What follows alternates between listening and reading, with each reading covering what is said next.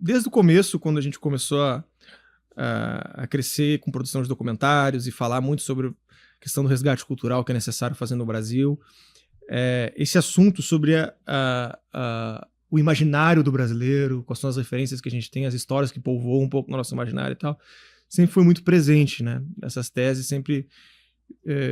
e de algum modo que você não muda nada concretamente se você não tem isso antes no seu imaginário, né? Ou antes na literatura, que era uma coisa que o Olavo falava muito, né? Que coisa começa nas obras de arte, na literatura, e depois isso se torna, de algum modo, seja uma cultura que se desdobra lá na frente em talvez uma política pública ou alguma outra coisa. Mas tudo é um reflexo, primeiro, disso, né? Das obras de arte, que é o que povoa o imaginário das pessoas. Então, a gente sempre trouxe muitos assuntos que, de algum modo, serviam de crítica ao que a gente tem produzido aí nos últimos anos, pelo menos a maior parte das coisas, e quanto que a gente, enfim, precisava atuar nessa frente também. Só que ela é muito difícil, é muito cara, muito técnica, demorada, etc. Então, durante muito tempo a gente... Claro que os documentários eles atingem um pouco esse propósito, mas ainda está num terreno um pouquinho mais... como é que eu posso colocar? Concreto. Mais... vamos colocar assim, mais da retórica, mais da argumentação, mais tá menos no campo simbólico, vamos colocar assim. O abstrato ali. Abstrato, poético, né? Que no final das contas é o que está mais atrás ainda, né?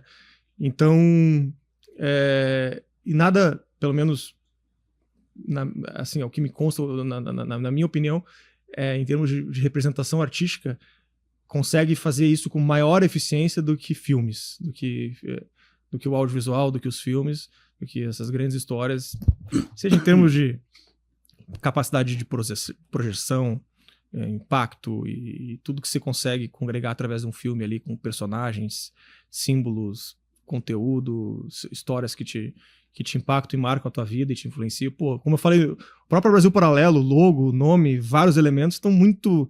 Uma grande influência do filme Interestelar, do Christopher Nolan, grande influência. Então, uma lista infinita. Então, a gente sempre teve consciência de que isso era importante, principalmente no ponto de vista de histórias do Brasil mesmo,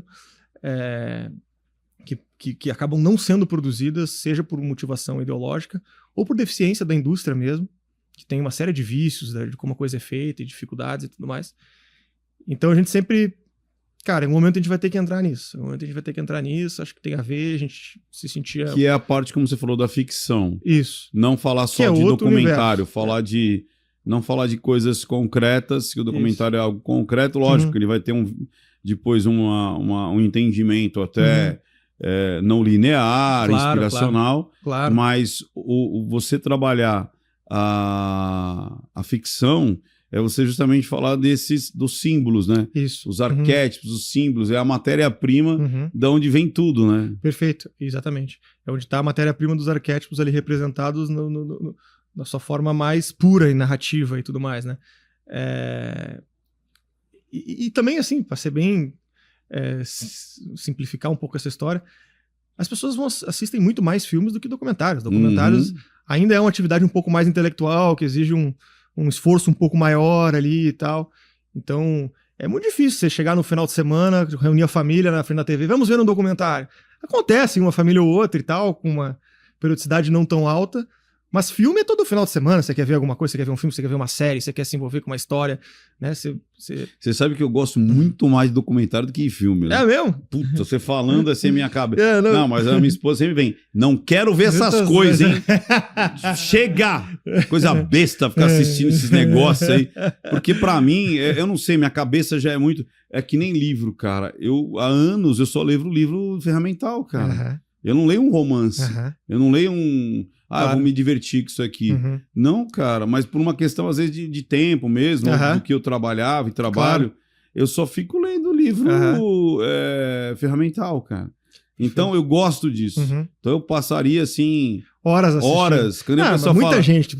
Por isso que tem 700 mil membros ali. Tem 700 mil membros. 700 mil membros. Caraca, meu. 700 mil assinantes. e 99% do que a gente produziu até hoje foi documentário. Então, óbvio que existe essa demanda, é óbvio que é muito interessante, instrui e cumpre um papel fundamental. A gente vai continuar fazendo muitos documentários, tá fazendo agora, inclusive, vários. Você pode falar quais são que vocês estão... A gente tá lançando um sobre o Rio de Janeiro, já tá em campanha, sobre a questão da criminalidade no Rio de Janeiro. Né, então, mas teve um Entre Lobos também foi muito forte, também, né? foi muito forte, mas ele foi mais no âmbito nacional. Nacional. E agora a gente tá focalizando um pouco mais o Rio de Janeiro, que tem características muito singulares, assim, em termos de disputa por território, tem toda uma dinâmica própria ali do Rio, que a gente já conhece um pouco do que a gente viu em Tropa de Elite, filmes, né? Aí um pouco a influência do cinema. A gente já tem alguma ideia, mas esse documentário acho que ele consegue aprofundar muito mais em como que essa dinâmica acontece, e enfim, o pessoal foi lá, entrou em tudo que é favela, em tudo que é morro lá, gravou um monte de gente, falou com uma porrada de gente, tá um tempão em cima disso. Acho que vai trazer um material bem elucidativo sobre isso. Então tem esse.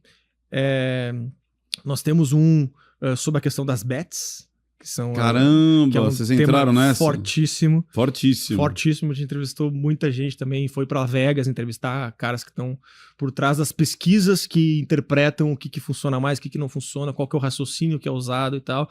Até mesmo casos dramáticos no Brasil. Enfim, a gente tentou pegou uma gama ampla, até mesmo uma discussão filosófica sobre isso. Pô, mas é um divertimento, tem outros divertimentos, qual que é a diferença desse para outros, mas qual que é o elemento, mas qual que é a proporção, mas como é que é no Brasil, mas como é que é outras coisas. Tentar, de alguma forma, organizar um pouco desse assunto que é tão... Porque se a gente pegar o jogo, ele existe desde sempre, né? Sempre existiu. O entretenimento sempre existiu, existe outra... Ok, mas... Não, mas aqui tem um componente diferente, porque não existe talvez uma transparência de como é feito, e aí você está trabalhando com gatilhos ali de uma forma não transparente, ok, mas então tem que ter um limite. Claro que a gente não vai dizer o que tem que fazer, porque não é nosso papel ali chegar com um projeto de lei, né? Mas é uma discussão muito rica, dá para você pensar sobre muita coisa a partir desse zoom aí, né, nesse aspecto. Então, lança isso aí. Tem um que está ficando magnífico, que é sobre... o João Paulo II, o Papa que venceu o comunismo, então a história dele, a influência dele, o que ele representou, o que aconteceu em torno dele no mundo, que foi um momento muito intenso da nossa história. E a gente conseguiu entrevistas assim de primeiríssimo nível. O pessoal tá semana inteira agora entrevistando gente nos Estados Unidos, mas também na Itália, em Roma. A própria pessoa que segurou o Papa quando ele tomou o tiro deu entrevista. Enfim, vários cardeais que tiveram um amplo contato, experiência e coisas. Esse tá assim, fabuloso, vai lançar esse ano também. O que mais que tem, cara? Isso nós estamos falando que são equipes distintas? São equipes distintas. Tá acontecendo tudo simultaneamente. Caramba! Tem uma equipe que estava nos Estados Unidos, tem uma equipe que estava na Europa, tem uma equipe que estava no Rio de Janeiro, agora vai outra para, sei lá, para Polônia. Umas 5, 6 equipes diferentes que estão trabalhando projetos para o ano inteiro. A gente tem aí, sei lá, talvez uns 11 lançamentos para fazer esse ano. Tem muita coisa. Então todo ano tem lançamento novo. Todo mês, vários, quase todo mês. Todo mês, no sentido de trazer, como você falou, essa lupa, ou pelo menos, deixa eu ler, né, mais páginas aqui sobre esse assunto e não ficar vendo aquilo que a gente ouve muitas vezes só na escola, ou só pelo telejornal, ou por um colunista que, como a gente falou, né, vai parar na página 2 e vai repetir aquilo pro resto da vida. Exatamente. E acho que sempre é uma oportunidade, né? Óbvio que muitas vezes as pessoas são, digamos assim, atraídas por uma coisa que tem algum gatilho, alguma coisa mais premente, urgente, que está na discussão, que está no hype, digamos assim. É o que desperta a atenção das pessoas no primeiro momento. Então a gente, obviamente, busca tentar, de alguma forma, estar conectado com isso, mas isso também sempre é uma oportunidade para dali você ampliar e expandir todo um horizonte de informações e contextos que vão te deixando mais inteligente, mais sabedoria e tudo mais. Então, tem muitos assuntos. Vai ter um sobre o movimento do MST, Terra Sem Lei e tudo mais. Esse não foi lançado ainda? Ainda não, vai ser lançado. Então, o que está relacionado ao início desse movimento, o que está na gênese das suas ideias, o que isso representa, qual que é a questão, por que isso existe no Brasil, o que exatamente é a reforma agrária, como é que aconteceu em outros países, qual que é a diferença, isso resolve, não resolve, quais são os problemas em torno disso, casos extremos, crises, discussões, CPIs e todo o universo de confusão em torno disso, que é muito legal também para refletir sobre vários assuntos. Cara, tem... Como é que você surge?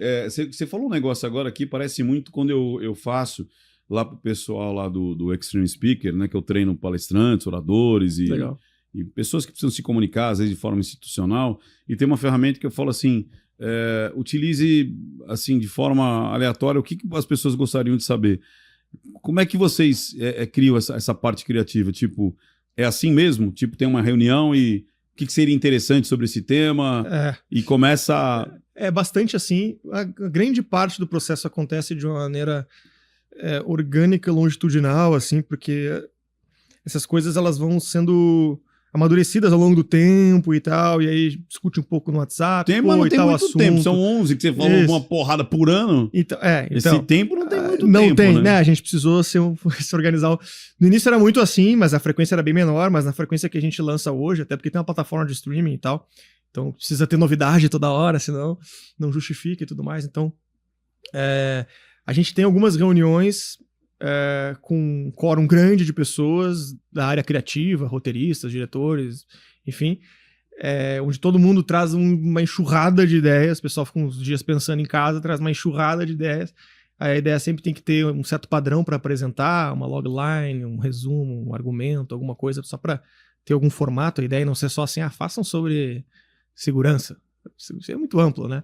Qual que é a ideia exatamente, né? Então, a gente provoca isso e aí, cara, a última rodada que a gente fez foram quase 200 ideias que passaram por esse funil, essa peneira.